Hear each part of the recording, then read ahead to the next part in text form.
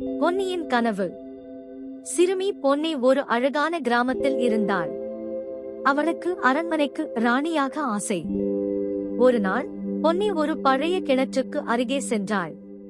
அங்கு ஒரு அழகான பூனை அழுது கொண்டிருந்தது. என்ன ஆயிற்று என்று பொன்னி கேட்டாள். நான் ஒரு மந்திர பூனை.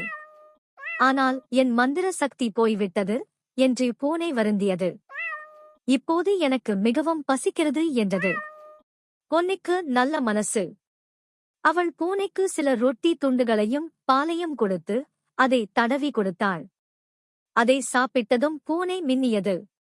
நீ மிகவும் நல்லவள். எனக்கு உதவி செய்ததால் இதோ உனக்காக ஒரு மந்திர கிரீடம் என்று ஒரு மந்திர கிரீடத்தை பரிசாக கொடுத்தது. பொன்னி அந்த கிரீடத்தை அணிந்தவுடன் அவள் ராணியாக மாறினாள்.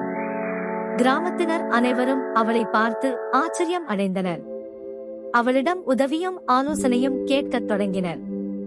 அவள் ஊரில் உள்ள அனைவருக்கும் உதவி செய்தால் அடுத்த சில நாட்களில் கிராமத்தினர் அனைவரும் அவளை மிகவும் நேசிக்கத் தொடங்கினர். அனைவரும் பொன்னியை வாழ்த்தினர். கதையின் நற்கருத்து: நல்ல மனமும் உதவி செய்யும் குணமும் கொண்டால் அது நமக்கு பல நன்மைகளை கொடுக்கும்.